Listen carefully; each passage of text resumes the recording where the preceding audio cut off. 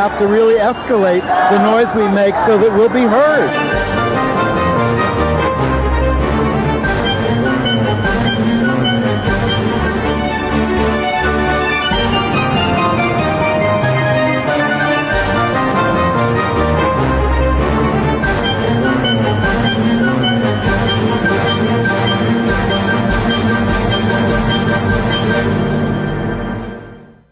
Welcome to Gay USA. I'm Andy Hum. I'm Ann Northrup on this beautiful spring day in New York. It is, and we start off with good news.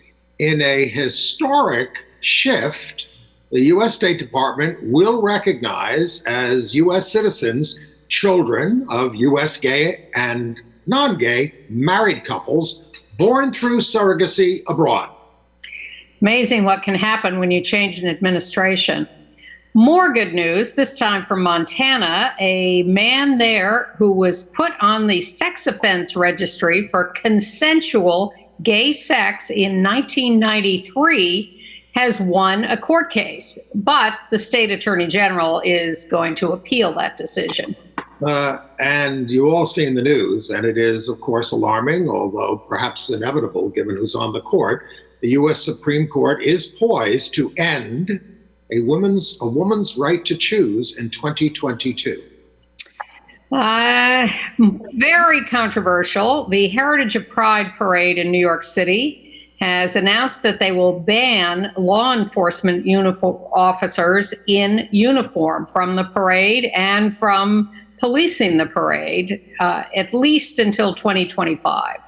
In Georgia, a black trans woman, Serenity Hollis, 24, was shot to death. On a lighter note, in the world of professional golf, Hailey Davidson is the first trans woman to win a U.S. pro tournament.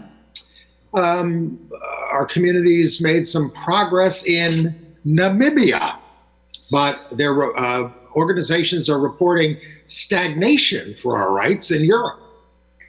In Brazil, a 25-year-old gay activist and teacher who worked among the poor has been shot and killed.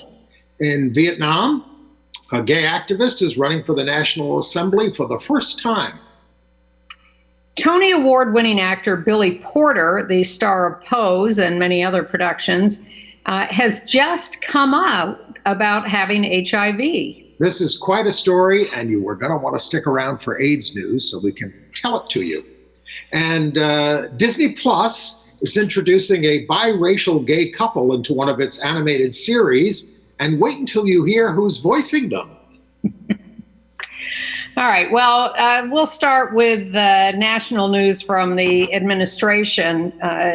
First of all, President Biden very nicely did acknowledge the International Day Against Homophobia, Transphobia, and Biphobia. That was nice. And we will send you a copy of that in our email, a link to, so you can read the whole thing. It's very nice to have the president on our side.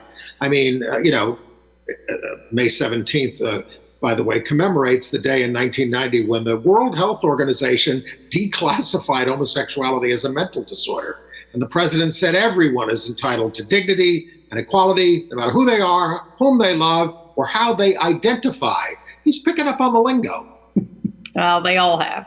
And his administration announced its international priorities for LGBTQ rights, including pursuing decriminalization of homosexuality around the world, protecting LGBTQ migrants and asylum seekers, in part by helping them in their home countries have better status against discrimination and more economically secure everybody there, so some of this abuse can stop. And fighting discrimination in those countries, too. I hope they get further than that punk from the Trump administration who said he was making this a priority. What was his name? I've already forgotten. Never mind. Either Stephen Miller or Jared Kushner, I'm sure. Oh, no, you know, the gay guy, ambassador to Germany. Oh, forget him. So the State Department has made a concrete decision, which is that they will reverse the policy of the Trump administration. The Biden State Department will grant U.S. citizenship to the children of same-sex couples and I guess non-same-sex couples who are married when they have children with surrogates outside the United States. As long as one person in the couple is a U.S. citizen, their child will be recognized as a U.S. citizen. There were a lot of federal cases about this, and our side had won some of them and ordered Trump and Pompeo to start recognizing them as U.S. citizens, and they just wouldn't, despite exactly. So, but Pompeo didn't even appeal the losses; he just continued the discrimination. Well, that's why it's so important, because I know we sometimes say, what does it matter? It's all the same. Politicians, they never get anything done. But it does make a real difference who you have in office when you get down to the nitty-gritty of real facts like this. And so Trump and Pompeo were treating these children as if they were born, quote unquote, out of wedlock. And this is now retroactive, going back to 1952. They treated them as born out of wedlock because they wouldn't recognize same-sex marriages as legitimate, especially if one member of the couple was not a U.S. citizen. So it became very complex and ugly, but now the State Department is acting honorably. More good news from a sad occasion. The United States House passed the National Pulse Memorial Bill. It was 5 years after the massacre in Orlando at the LGBTQ Latinx club that claimed 49 lives and wounded 53. There were no objections in the House to this. Where was, Bobbert and Green and all those people? Anyway, it goes to the Senate. It failed last year because the Florida senators wouldn't push it. But Rick Scott was not a good guy, but he was governor when this happened, and they expect him to marshal it through. I suspect the right-wingers in the House don't want to provoke another debate on guns, so they let this one go through. We'll see what happens when it gets to the Senate. And going across the street from the Congress to the Supreme Court of the United States, we are not happy to see that the Supreme Court, by a 6-3 decision, has agreed to take the Mississippi abortion law under consideration. The Mississippi law outlaws abortion after 15 weeks of pregnancy, and that is not sufficient. And we are tremendously concerned that the Supreme Court may uphold that law, even though it was struck down by all the lower courts that considered it, even with conservative judges. And the Supreme It's a matter of upholding the law. It's a matter of overturning Roe v. Wade, period, in this decision. Well, what they may do is, if they uphold the Mississippi law, what they may say is that states have a right to make their own decisions about this, which would, in essence, overturn Roe v. Wade and turn it back into a states' rights situation, which is not good given the number of states that would then outlaw or severely restrict abortion rights. Many states, including states like Ohio, have laws on the books that say as soon as they overturn Roe v. Wade, abortion is banned in our state automatically.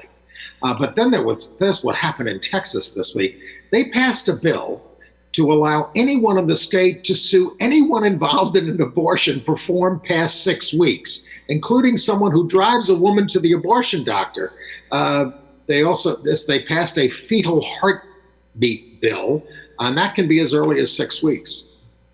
It's very hard for me to believe that laws that draconian will stand up. But who knows? And of course, we read again this week that Stephen Breyer is resisting stepping down from the court, so that Biden and a Democratic Senate, which we may only have for another year, depending on what happens in the next election, stepping down. I mean, to me, that's as arrogant as Trump saying, only I can do this, only I can fix this. The guy is 83, for God's sakes. I mean, I know a lot of really sharp 83-year-olds, and I think he's a very bright guy, but we need somebody on there for the next 20, 30, 40 years. We do, but it's not, even if he stepped down tomorrow and was replaced by a 40-year-old, it's not going to solve this current problem. But, you've got to build on that. And of course, absolutely. Look, this country is so divided, so falling apart with division. I mean, we have a non-functioning Congress, basically, at this point, that there is going to be much more pressure for substantive change to the way we are governed. Well, you're a little more optimistic about that than I'm optimistic about it, but if we don't do it, we're just going to go on like this. And worse. Right. All right. Some of the state action. Tennessee, again, never fails to disgust us. They passed an anti-trans bathroom bill in the schools. Two of them, one in the school and one for businesses. Well, yes, Governor Bill Lee signed this one. This requires private businesses that allow people to use the restroom based on their gender identity to post this sign in their establishments. This facility maintains a policy of allowing the use of restrooms by either biological sex, regardless of the designation of the restroom. It also applies to locker rooms, shower rooms, and dressing rooms. These people are obsessed. And the school bill says that if your children's school is progressive about allowing trans people to use the bathroom according to their lived gender identity, you can sue the school and try to stop them. Right. And Arizona advanced a bill to further restrict sex education of the schools on a party line vote. It bars any sex education before the 5th grade, although it's should be age appropriate. It requires an opt-in and could ban even history lessons. And meanwhile, the NCAA has gone ahead and scheduled softball championships in Alabama, Arkansas, and Tennessee, all states that have passed severely anti-trans, anti-LGBTQ legislation. Well, HRC, the Human Rights Campaign, is saying that they're very upset about this. But all they're getting from the NCAA is lip service. The NCAA says, well, we don't support these new laws, these horrible laws. They don't do anything about it. Well, we do have a little piece of temporary good news from Montana. I think we've told you about the case of Randall Menges. He was convicted of having sex when he was 18 years old with two 16-year-old boys. Which was consensual. That was consensual in that state. But it was considered illegal because they were same-sex partners. Opposite-sex partners with that age range of 18 and 16 would have been legal, but the laws are different for same-sex partners. Well, in 1993, honestly, I have to say, even though we were doing the show back then, I mean, we follow this, I had never heard of someone at that late stage getting a 7-year prison sentence for consensual sex. This was in Idaho. So he spent 7 years in prison and then moved to Montana and was put on the sex offender registry. Slow down. He was on the sex offender registry in Idaho, and Montana said, we recognize all the other sex offense registries, even though we wouldn't put you on it for consensual sodomy, but if somebody else did, you're on it, and you can't even stay in a homeless shelter. You can't have a job. It is so draconian. So a federal judge, right? Federal judge? Yep. Said, there's no rational basis to keep this guy on the sex offense registry. And so he won his case, but the Attorney General of Montana, who's a horrible person, is appealing it. Yeah. I mean, sodomy. Congratulations, Randall, for getting this far, at least. Oh God, what he's put up with in his life for doing nothing wrong, nothing that I did. Well, I mean, wasn't that active at 18, but seriously, what almost any of us have done, sodomy. Shall we jump into the Heritage of Pride controversy? All right. Well, this gets a little sticky. So Heritage of Pride is the organization which produces the mainstream traditional New York City Pride Parade. Tens of thousands of participants, hundreds of thousands of people on the sidelines, except not last year and not this year because of COVID. But we meaning me and a number of others, formed the Reclaim Pride Coalition a few years ago because we have been increasingly upset at Heritage of Pride for some years because the march, which started off as the Christopher Street Liberation Day March in 1970 and was a fun political community event. Anyone could join, free form, no floats, no vehicles, just people in the streets, had been turned into a corporate and police extravaganza with the people of the community crowded out by an endless stream of corporate floats and the New York City Police Department marching in uniform. And of course, it's not just the police department, but it's the Gay Officers Action League, which is an organization of LGBTQ people in law enforcement, but they march in uniform carrying their guns. And they're not carrying a goal sign; they're carrying a New York City Police Department sign. They don't carry. Well, wait, look at that banner again. No, but that's the actual police department marching. Yes, Goal marches separately, and they have their own banner. They all march, and they all march in uniform, and they all march with their guns, and the band marches. They all march. So we think this has been inappropriate given what police departments here and around the world do to LGBTQ people and citizens in general, particularly Black people, people of color, Indigenous people, murdering people, beating people, abusing people. Lying about how they treat people. Including people at the end of the Reclaim Pride Parade and at the Heritage of Pride Parade in 2019. And in 1969 at the Stonewall Inn, which started all these parades. Now, we have been complaining for the last few years about this, started an alternate march. No cops, no corporations, no floats, just people. And we've been arguing with Heritage of Pride all this time about their policies of including all these people. Now, Andre Thomas, who's the new co-chair of Heritage of Pride, he's a Black man, I have a picture of him there. He said he offered the Gay Officers Action League the chance to march out of uniform, but they said that they couldn't guarantee that they would. Now, here's my problem. Well, I always objected to the police marching in the St. Patrick's Day parade, a bigoted parade for most of its existence. And, when you are in uniform, you are on duty. Look,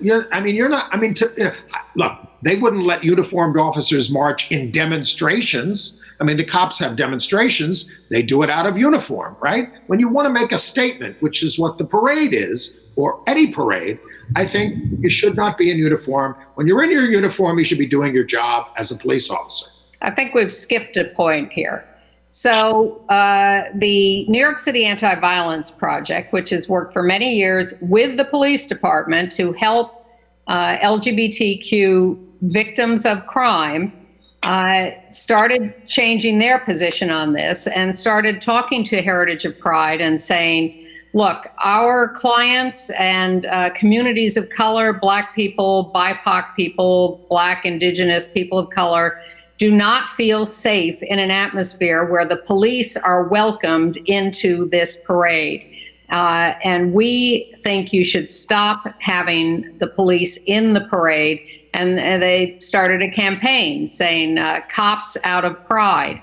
And Heritage of Pride has had long, intense discussions about this. And they finally, this week, issued an announcement saying that they were no longer welcoming police in uniforms in the parade or policing the parade at close quarters anyway. They said, well, you can stand a block away and we'll have our own security forces. All these events, are over-policed. Some people say, oh, we need this protection, but all we do is get penned in. And, if you want to protect us, be around or whatever, but not on top of us and directing everything that we do. Now, we should say this has really divided the community. I mean, I posted on this on Facebook. There are 253 comments on this debating it. And I will say some of it breaks down on racial lines. Now look, when the Gay Officers Action League was formed and cops started coming out, it was part of the movement. And I've supported Goal and what they're trying to do in the police department to make it more open to LGBTQ people, et cetera. It was very hard for a lot of police officers to come out. And we fought for their right to march in uniform when they were denied the right to march in uniform, and for the police band to be there. Our friend Norman Siegel won that case.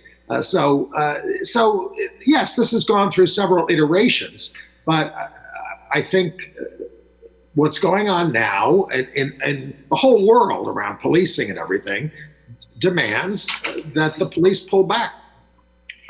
I understand Goal's upsetness, but I would point out, and I've worked with Brian Downey of Goal. I've done training in precincts with police over the years, anti-discrimination trainings, had certainly friends who were police officers, but you have to look at the bigger picture. Goal is not mentioned by name in the HOP announcement, and I think Goal is taking this too personally. If you work for a corporation that is doing lousy things, you may be working very hard internally to make your corporation better actors, but you don't object when the world at large condemns your corporation for its bad acts. You turn to your corporation and say, see, this is what people think of you. If you would act differently, you wouldn't be treated like this. You don't take it personally and say that the world is condemning you as someone who's trying to make things better from inside. So I think Goal has to understand that this is not personally directed at them and see that this is directed at the police as a whole. The police, for years now, have shut down the Christopher Street Pier from LGBT youth being able to hang out there during Pride. They abuse trans women on the streets. They did attack the Queer Liberation March physically with batons and pepper spray at the end of last year's march. And we talk a lot about defunding the police or reforming the police, but the police are not having any of that. And they have to be told directly that this is not acceptable. And for HOP to stand up and say that, I think is admirable on their part, and I'm grateful for that. And the Williams Institute just put out a report saying that LGBTQ people are 6 times more likely than non-LGBTQ people to be stopped by the police and harassed. And that this is just on the street and when driving. Yes. And that gay people are more likely to turn to the police, not because they feel they're protecting them, but because they're in need of protection. And then not get the help that they need. The police 2 years ago on the 50th anniversary of Stonewall apologized for Stonewall, Yes, right. Ignoring everything they've done since, everything they're doing currently. We have not heard one word from them about the way they have abused LGBTQ people in this town. They deserve to be pushed back. The spokesperson for the police department on this, saying they were disappointed, was John Miller. John Miller worked at WNBC and was so homophobic, he did a 5-part series on NAMBLA, which, my God, which was an organization that barely existed at the time, but he thought he was going to, really expose corruption. And the New York Times has editorialized against this decision. How dare they? How dare they? Let me just say this, and I'm saying this, and I'm getting pushback on it. Nobody owns Pride.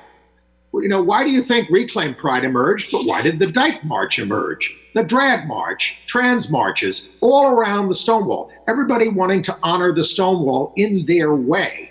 And look, if there's a whole group of all these outraged people who want to have a parade or a march and include uniformed cops, they are free to do so. Well, more or less, the NYPD will not issue permits for more than one march per day. And so but if you brand yourself a demonstration, you can march. Yeah. All right.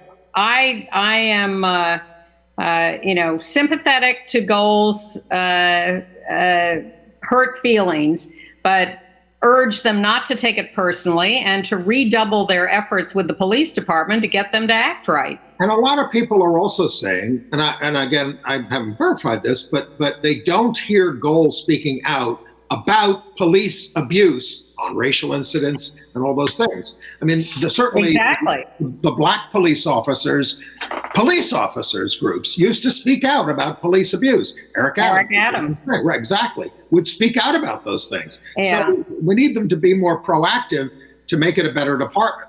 And of course, we want HOP to be more proactive about limiting corporate involvement in the march, too. That's got to change.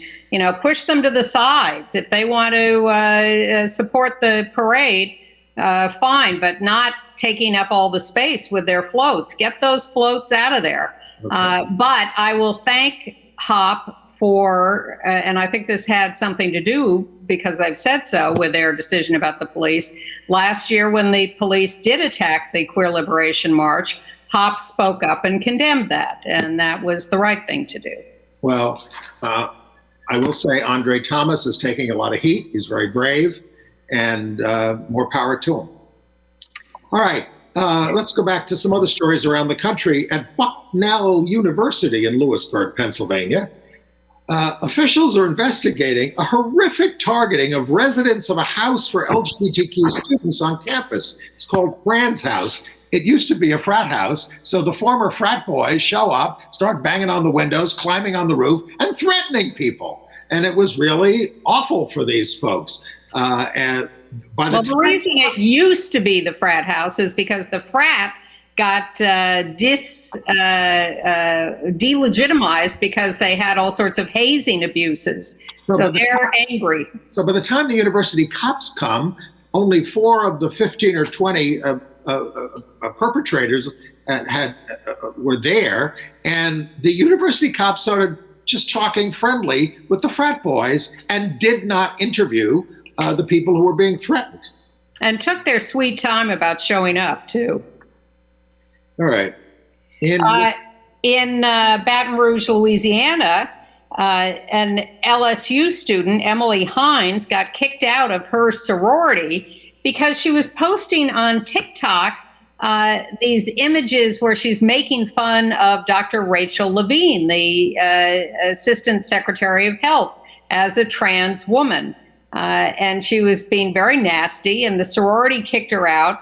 And so Emily Hines is now saying, I'm a victim. How dare you treat me like this? I was just expressing my opinion. That horror show, Caitlyn Jenner reposted a meme about conservative trans people, her, liberal trans people, a picture of Dr. Levine. Oh, yeah. Making fun of appearance. In Wisconsin, in the Grantsburg School District, they're being sued by the ACLU. The principal of an online charter school is blocking staff and students from forming a club for LGBTQ students and allies. Now, the principal's going to lose this case. This federal law was established in 1984 that says you got to have all these kinds of clubs. And she suspended a 6th grader for trying to form the club. She claimed, because the law makes this distinction, that the proposed GSA was a non-curricular club and all the other clubs were curricular clubs. The other clubs include a horse club, a baking club, a Dungeons and Dragons club, and others. She's a big liar. All right. We lost yet another trans woman to violent death. Serenity Hollis, 24 years old, killed in Albany, Georgia on May 8th, fatally shot. She was from originally Orlando, then Birmingham, and moved to Albany in 2019. She had gotten her first apartment in December, started working at Sanderson Farms, where she received harassment, but was generally happy having a job, I guess. The 27th trans, non-binary, or gender non-conforming person killed in the United States this year. We also lost in Chicago, Mistress Velvet, 33 years old, lost to suicide. She was a non-binary queer Black dominatrix, very famous in the region, president of a sex workers organization. She was known as a feminist hero and activist for sex workers. She made her white male clients read Black feminist theory. And that was so effective that one of these guys started an organization for Black single mothers in the Chicago area. I think that is a very creative use of domination. Domination. Read this. Well, it's sad to lose her. Terrible to lose her. At 33, a real hero, and very, very sorry to read of her loss. All right. In San Francisco, they have recommended landmarking the South of Market Eagle Bar.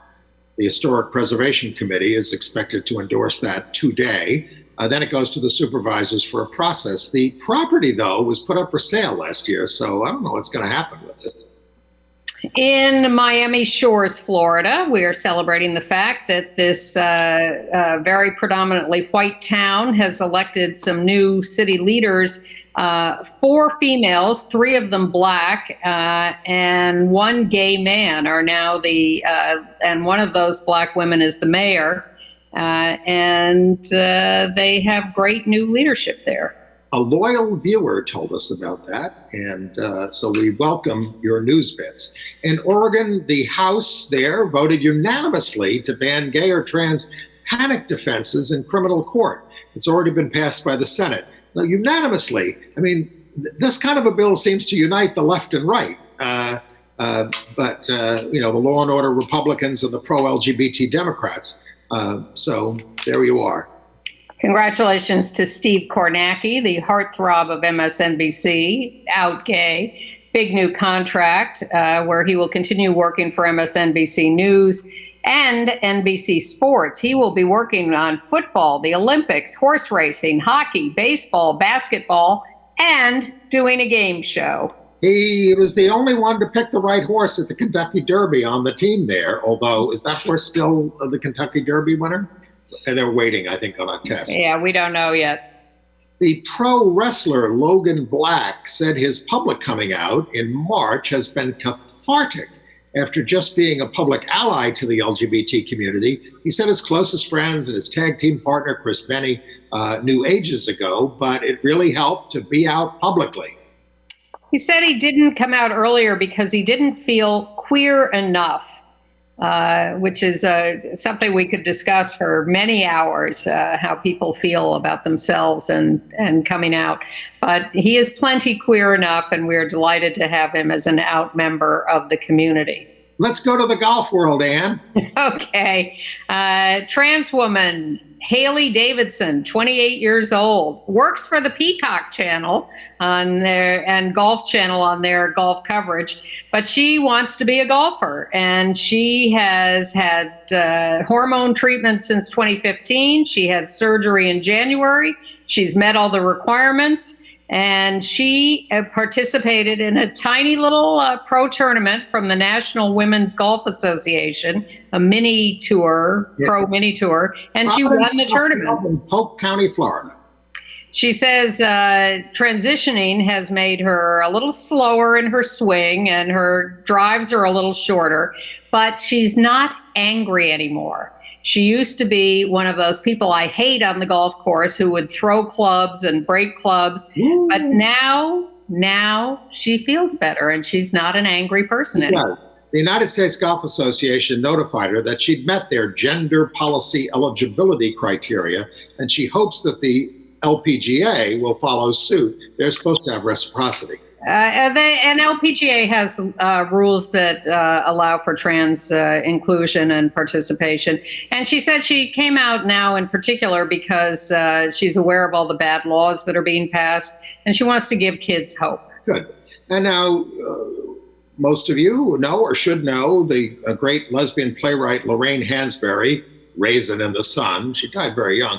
But her residence in Greenwich Village, I think it's 337 Bleecker Street, is now on the National Register of Historic Places. Great news.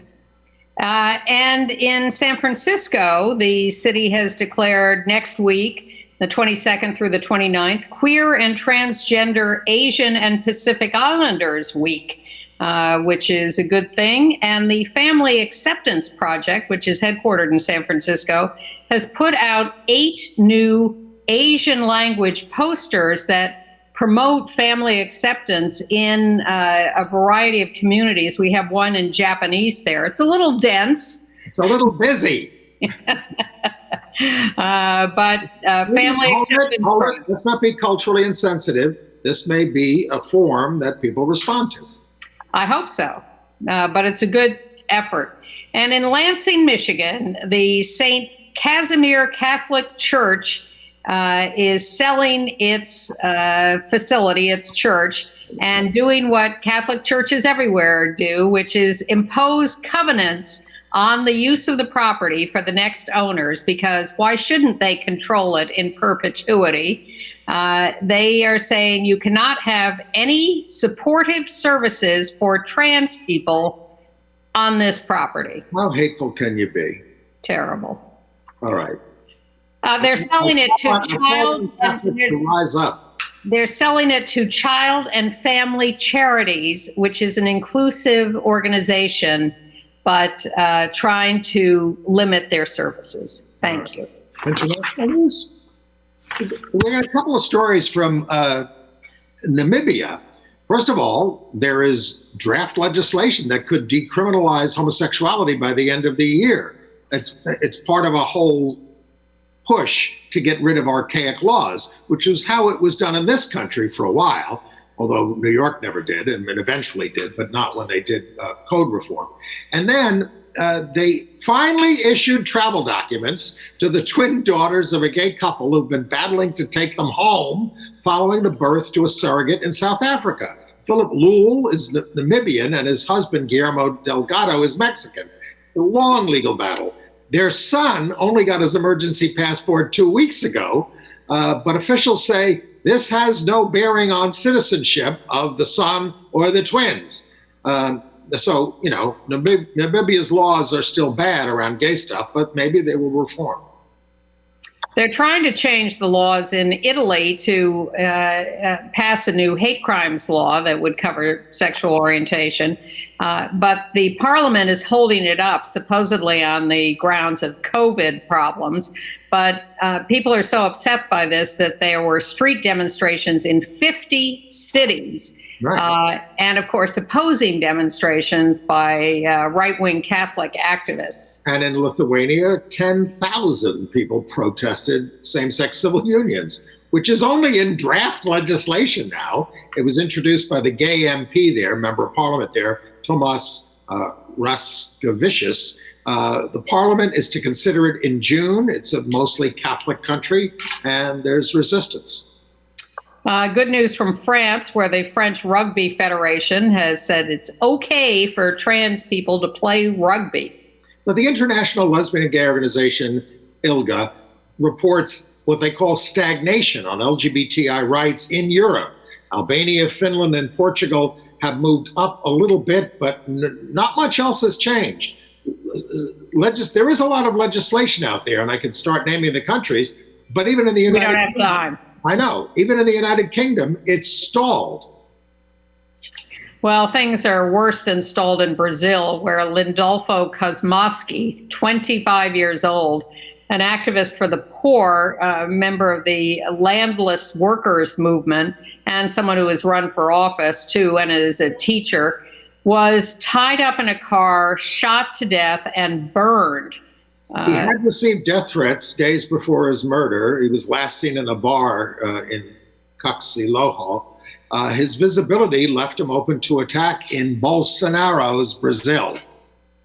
In Vietnam, they have their first out gay person running for their National Assembly, Luong Tae Hue, 33, who works on LGBTI rights and gender equality in Hanoi. He's the director of a group there. The election's for May 23rd, so we'll know something next week. Go ahead. No, I'm saying he got his law degree at UCLA. The director of the Institute for Studies of Society, Economy, and Environment. Yeah. In Cameroon, 2 trans women have been sentenced to 5 years in prison. They were just out in the streets. They were arrested, convicted of being trans, and now they're in prison for 5 years. 5 years in a men's prison, usually there, is a death sentence. And in Hong Kong, 2 men have been arrested when a video they made 9 years ago suddenly popped up and went viral. It was a sort of joking video of guys who dressed up in cop uniforms, I smell a theme in today's show, having sex. And, 9 years old, and now they have been arrested for making this. They face $1 million in fines, 3 years in prison, and 14 years for one of the other charges. One man is unemployed, the other is an insurance agent. Oh my God, have a heart. And we told you about last week in Wales, supposedly the world's first non-binary mayor. He is Owen Hurcomb, 23, of Bangor, Wales. And we wanted to show you a picture of him in all his finery. There he is, very colorful. In Canada and British Columbia, 2 men have been arrested as part of a crowd that vandalized rainbow sidewalks at the Royal Bay Secondary School. The students had, chalked some sidewalks with some pro-LGBTQ slogans. Well, this crowd of guys came around and just totally defaced it, wrote slurs all over it. 2 of them have been arrested. The students and their families came out and repainted the sidewalk. And the mayor said this was an extremely big revelation to him that showed how important it is to have positive signs and that hate and fear remain rampant. Now, we've told you about the mixed progress we're making in Cuba last week, not so much, but the health ministry did put a big rainbow flag up this past week with the Cuban flag.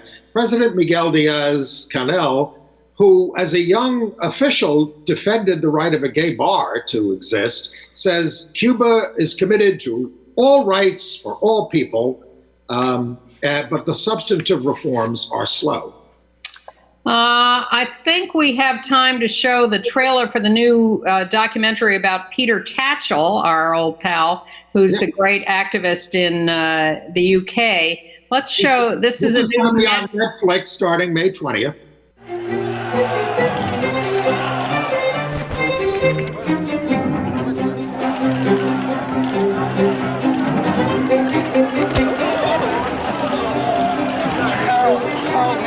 Punched and kicked by anti-gay protesters in Moscow today. Someone protect me, someone protect me! Before being arrested by police. Being targeted for violent attack comes with the territory. Ladies and gentlemen, Peter Tatchell. Stop homophobia in the Commonwealth! Peter Tatchell has devoted his life to crusading for homosexuals. When people in power won't show compassion, sometimes you have to up the ante.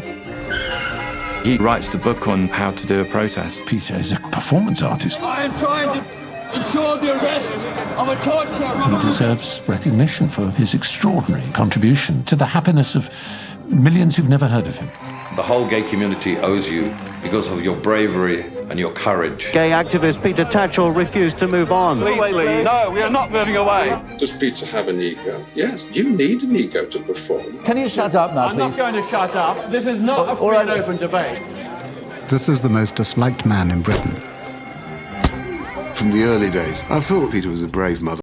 Let me be frank, I don't think Peter was always helping. If you let me finish, let me finish. The church for 2,000 years have been saying we're sick and sinful and immoral and we're going to burn in hell. The Archbishop of Canterbury was interrupted today by a gay rights protest. Dr. Carey opposes lesbian and gay human rights. He's a bullying kind of chap trying to get his own way. Real men don't get insecure about gay men. Real men can cope with it. Scared by a few gay men. Hey, Peter Tatchell, I'll see you again, you pussy. What keeps me going is the knowledge that the homophobes who are against me want me to give up. just like the suffragettes, all the black civil rights movement in America, we have to get a bit angry and confrontational. We've tried to play by the rules, it hasn't worked, now we're going to break the rules.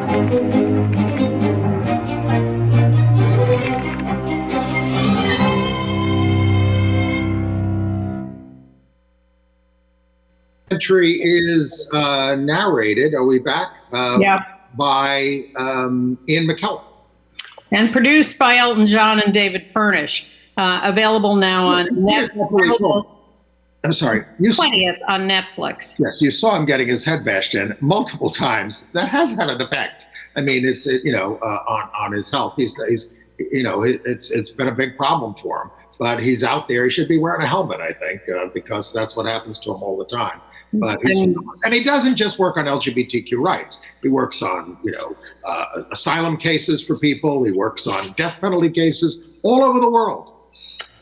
Well, also working on many, many issues as we segue into AIDS news has been Billy Porter, who you know is the star of Pose and Kinky Boots and just a gem and a hero and terrific for many years, 51 years old. And there he is with his mother in the middle and his sister on the left. He has just come out as HIV positive. I have to say this was a shock to me since it didn't occur to me that he wasn't out. Not that I knew anything. Maybe I was confusing him with his Pose character. We live in a time when, I mean, look, Corey Johnson is running for comptroller now, out gay guy. He took him 9 years to decide to come out about HIV.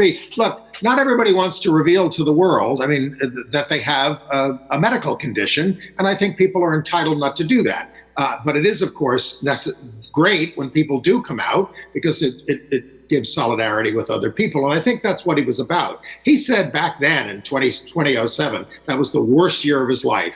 He was diagnosed with type 2 diabetes, he went bankrupt, and he was very worried about coming up, and he was diagnosed with HIV, very worried about coming out to his mom because she was already taking heat for him being gay, and she didn't want all the Pentecostals to say, see, we told you so, that kind of stuff.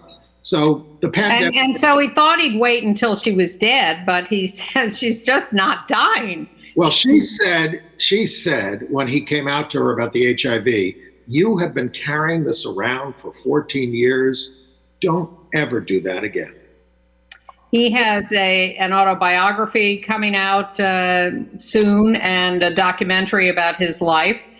He also has an HIV negative husband, Adam Smith. They are a sero-discordant couple, but go ahead. Billy has suppressed the virus to the undetectable level, so that he's the healthiest he's been in his life. Well, sure. That's what he said. And he's going to play the fairy godmother in Cinderella.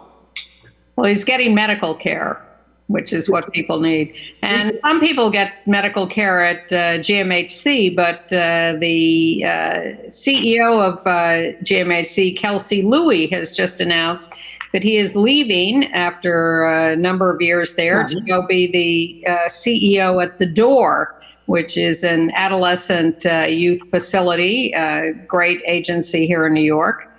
And his chief operating officer, Kishami Moreno, is taking over as interim CEO of GMHC. Thank you to Kelsey for your work at GMHC. Good luck at The Door, and good luck to Kishami. Yes. New news this week on COVID and HIV.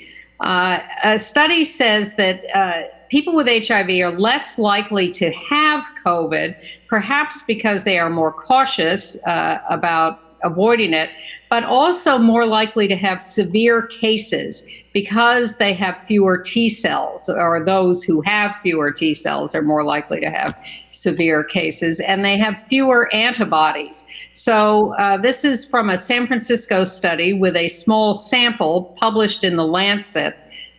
So they are recommending that after you have been vaccinated, if you are HIV positive, you should be tested for your antibody and T cell levels to make sure that you are in fact protected from COVID and are doing everything you can to boost your immunity. Right. Entertainment news? No, I have a couple of other things here. Also in that, the NIH says people on immune suppressing treatments may not get enough protection from COVID vaccines. So check that out. And on June 5th, the National AIDS Memorial in San Francisco will be doing an observance of 40 years since the reports of AIDS were published by the CDC. That's a controversial anniversary. We will certainly get into that maybe next week. Yeah, we're in May, which is when the first story was written by Larry Mass about what would become AIDS, and he wrote it in the New York Native. And had spent a number of years watching people get sick and dying. So what anniversary are we celebrating? Well, yeah, I mean, it's been around for observing. Yeah. Maybe forever. Cases in the 50s we know about. Right. And all right, entertainment news. So another Billy Porter story. Disney Plus has an animated series called The Proud Family. It's coming back, Louder and Prouder. And they're adding the white character here played by Zachary Quinto and the black by Billy Porter. They'll be doing the voicing of this gay couple, a mixed race adopted parents, to Maya, voiced by Keke Palmer, a 14-year-old activist character. Penny Proud is the central character, voiced by Kyla Pratt. I don't think that looked like Billy Porter. Well, you often don't look like your animated. I know. Does it look like Zachary Quinto? Well, it looks more like him than whatever. E.J. Johnson is also a voice on the series. The Bachelor Colton Underwood, who recently came out, said he came out because he was blackmailed. Yes, somebody said, I saw you at a gay spa was the word. And he said, Colton said, I just went there to look. Right. Writing a book. And don't we all? This guy took pictures and threatened to expose it, so he came out. I watched the Halston series. Oh. I found it tedious and cheesy, but that's me. Okay. I talked to somebody who worked with him who said it's pretty accurate, but then he wasn't a very nice guy. That doesn't make it a good show. Somebody else posted about how, he was a really nasty piece of work and Ewan McGregor somehow makes him sympathetic. I would not agree with that. I would say that Ewan McGregor did not make him sympathetic. I do want to watch it, but I did watch Pride, the Pride series on FX. It's in 6 parts. They cover the 50s, 60s, 70s.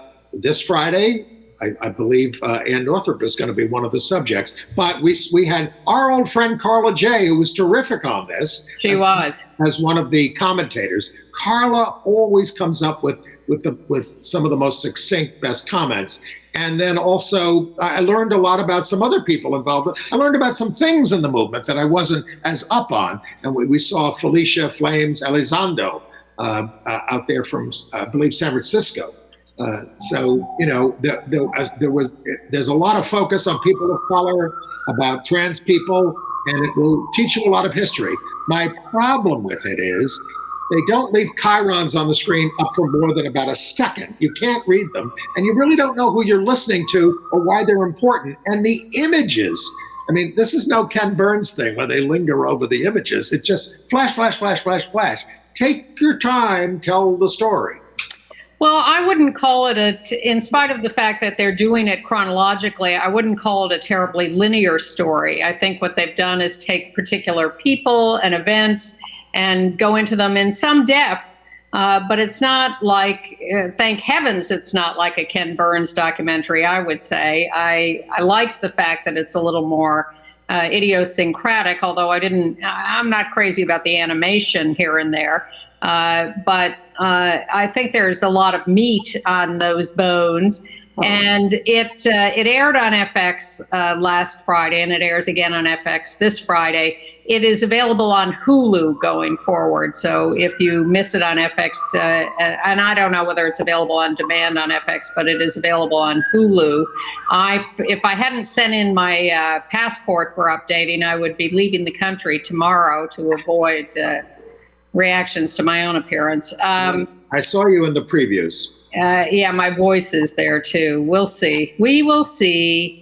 Maybe I'll take next week off here and let all. You are not taking next week off. We're having Sarah Schulman on. Oh, that's true. Sarah Schulman will be here next week. That will be. We can avoid this whole discussion. To talk about her book about ACT UP, the history of ACT UP. She did what, 20 years of interviews with people, oral history? Well, it's the ACT UP Oral History Project, which is almost 200 interviews with ACT UP members. It's great. You can go to the ACT UP Oral History Project online and read these interviews endlessly. They're all fascinating, or fascinating at least to those of us who were there. But the book is comprised of a lot of those interviews, 700 pages.